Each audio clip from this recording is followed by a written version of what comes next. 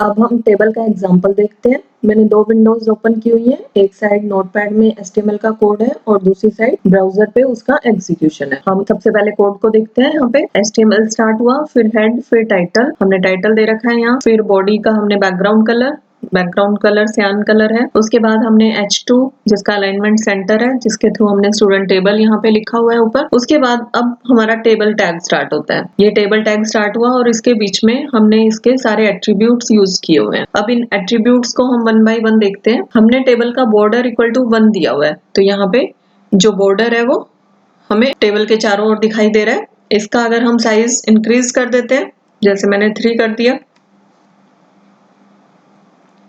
तो अब ये बॉर्डर उतना ही थिक हो गया है। बॉर्डर कलर हमने रेड अप्लाई कर रखा है, तो ये रेड कलर का दे रहा है। आप कोई भी कलर सेट कर सकते हो। बीजी कलर यानी कि जो टेबल के बैकग्राउंड में कलर शो हो रहा है, ये पिंक कलर शो हो रहा है। अलाइनमेंट सेंटर है, तो टेबल विंडो के सेंटर में हमें दिख रही है। टेबल की विड्थ 500, हाइट 500। आप इसे अपने अकॉर्डिंग कम या ज्यादा कर सकते हैं। जैसे मैंने अगर यहाँ पे हाइट 300 किया तो इसकी हाइट कम हो जाएगी ऐसे। इसी तरह से विड्थ भी आप कम ज्यादा कर सकते हैं। ये रूल्स इक्वल टू बोथ क्या करता है कि यहाँ पे हमें रोज और कॉलम्स दोनों के बीच में ये जो लाइंस दिखाई दे रही हैं, ये दोनों तरफ आ रही हैं। अगर हम यहाँ पर सिर्फ रोज कर देते हैं, जैसे मैंने यहाँ पे सिर्फ रोज कर दिया, अब ये लाइंस सिर्फ रोज में अपीयर हो रही हैं, कॉलम्स में नहीं आ रही। और अगर हम यहाँ पे कॉल्स करेंगे तो सिर्फ कॉलम्स में आएंगी, रोज में नहीं आएंगी, इस तरह से। तो हम ऐसे लाइंस की अपीयरेंस भी चेंज कर सकते हैं। मैं इसको वापस से बोथ कर रही हूँ, तो ये दोनों तरफ आ रही हैं। अब नेक्स्ट आ जाता है सेल स्पेसिंग। सेल स्पेसिंग के थ्रू क्या होता है कि दो सेल्स के बीच में जो डिस्टेंस है वो हमने 1 पिक्सल दे रखा है। अब इसको हम इंक्रीज कर देते हैं। जैसे मैंने सेल स्पेसिंग 5 कर दिया, तो अब जो सेल्स के बीच में जो ये स्पेस है ये इंक्रीज कर गया। ये सेल स्पेसिंग होता है। सेल पैडिंग क्या होता है कि सेल्स के अंदर जो टेक्स्ट लिखा जा रहा है वो कितने गैप के बाद प्रिंट हो। हमारा 1 है तो सिर्फ 1 पिक्सल के बाद टेक्स्ट आ रहा है। इसको हम थोड़ा सा इंक्रीज करते हैं। जैसे मैंने इसको 10 कर दिया, तो अब देखो यहाँ पर सेल्स के अंदर जो गैप है हर डाटा का वो 10 पिक्सल्स हो गया।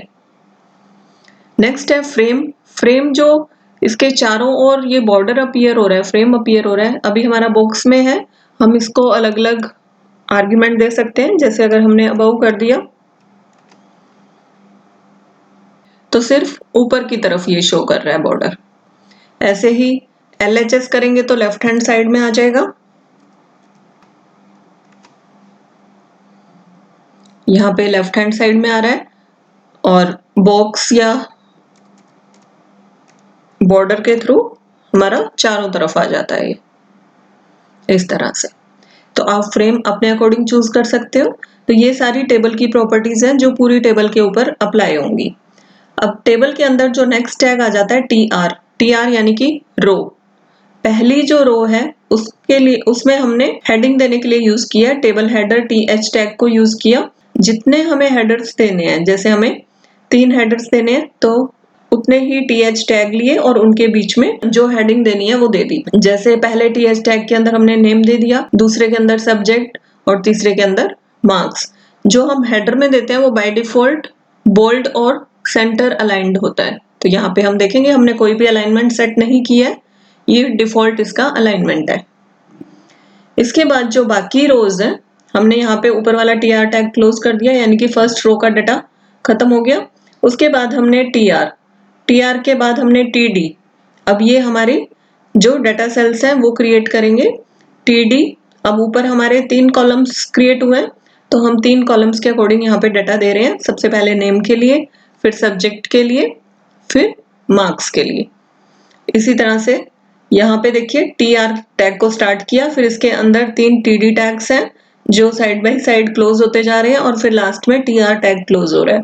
इसी तरह से हमने 4 रोज क्रिएट की हुई हैं, वो चारों रोज हमें यहाँ पर दिखाई दे रही हैं। जब हमारा ये सारा काम खत्म हो जाएगा तो हम टेबल को क्लोज कर देंगे, बॉडी को क्लोज कर देंगे और HTML को क्लोज कर देंगे। तो ये हमारी टेबल क्रिएट हो गई। अब हम देखते हैं कि हम TD टैग के अंदर क्या क्या एट्रीब्यूट्स चेंज कर सकते हैं। हर डाटा सेल को हम कैसे चेंज कर सकते हैं। सबसे पहले अलाइनमेंट, हमें अगर किसी पर्टिकुलर सेल का अलाइनमेंट चेंज करना है, जैसे बाय डिफॉल्ट ये सारी लेफ्ट अलाइंड है, हम इनमें से एक सेल को सेंटर अलाइंड कर रहे हैं। अब जिस वाली सेल में अनुज लिखा हुआ है हम उसे देखते हैं। अब देखिए ये वाला जो सेल है इसमें डाटा सेंटर अलाइंड के साथ शो कर रहा है।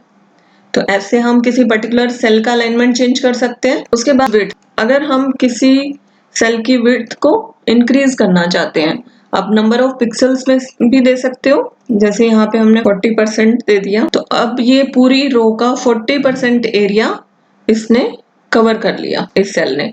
अब क्योंकि ये सारी सेल्स एक ही कॉलम को बिलोंग करती हैं, तो ये सभी सेल्स का एरिया इतना हो गया। इसी तरह से आप हाइट भी चेंज कर सकते हैं। हाइट भी आप कितनी उसको अलॉट करना चाह रहे हैं, जैसे मैंने यहाँ पे 20% कर दिया। तो अब इस सेल को टोटल का 20% हाइट मिल गया। हाइट सभी पे नहीं जा, ये जो पर्टिकुलर रो पे जा रहा है, जिस पर्टिकुलर रो को बिलोंग करते हैं, बाकी रोज पे इसका इफेक्ट नहीं पड़ेगा। विड्थ सभी कॉलम के सभी सेल्स के ऊपर अप्लाई होता है और हाइट रो की सभी सेल्स के ऊपर अप्लाई हो जाएगा।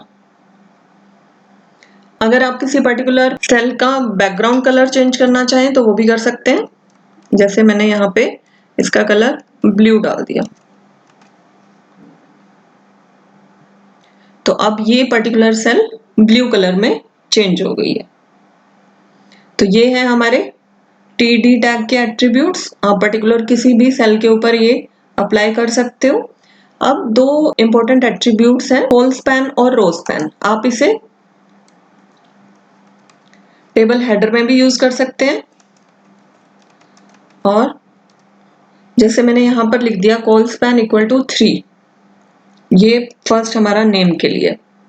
तो यहाँ पे हम देखते हैं, अब नेम में देखिए इसने 3 कॉलम्स के जितना स्पेस इस पे ले लिया और वो हमारे आगे शिफ्ट हो गए। सिर्फ इस पर्टिकुलर हेडर के लिए ये चीज अप्लाई हुई। इसी तरह से अगर हम रो स्पैन डालते हैं, रो स्पैन मैं किसी TD पे करके आपको दिखा देती हूँ। जैसे मैंने इस पे दे दिया रो स्पैन इक्वल टू 2,